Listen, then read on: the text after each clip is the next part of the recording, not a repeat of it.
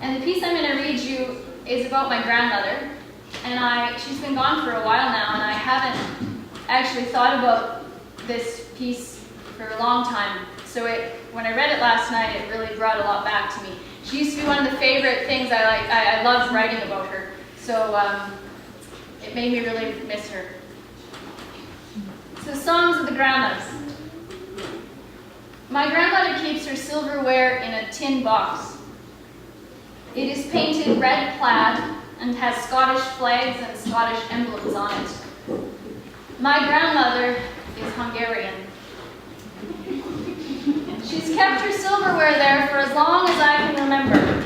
She takes it out when we gather at her house for supper. She rummages through it, and it makes a safe, familiar sound. After we eat supper, my grandmother, who has managed to sit down for only 2 minutes, will start to wash the dishes. Soon my mother and one of my aunts and one of my sisters will join her. There is always the bustle that women make, the chit-chat, the clatter of dishes, the color of tea towels well worn over years of drying dishes. And in a short while, the dishes are clean and dry and put away in high cupboards. The women sit around the kitchen table, now wiped clean, doily replaced, and conversation begins. Often after these suppers, I will sit back, quiet from the crowd, food heavy in my stomach.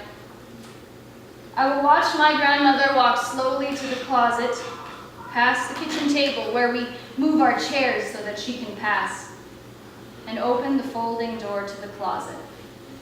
She will reach up to the third shelf, push aside the folded newspaper clippings, the bottles of pennies, the tissues and placemats, and reach to the back to retrieve that tin box with Scottish emblems.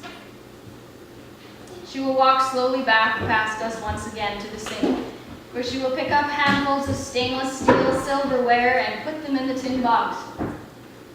The silverware will make that familiar sound. Clinging, clanging, almost singing, as she puts it away. I sometimes close my eyes in the midst of all of this chaos, and I can hear the voices of my aunts and my mother and my sisters. I can hear the children playing in the basement, yelling and shouting, their laughter filtering up to the kitchen.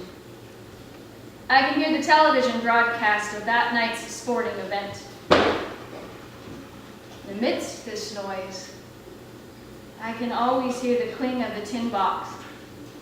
And when I hear it, I know that my grandmother is near.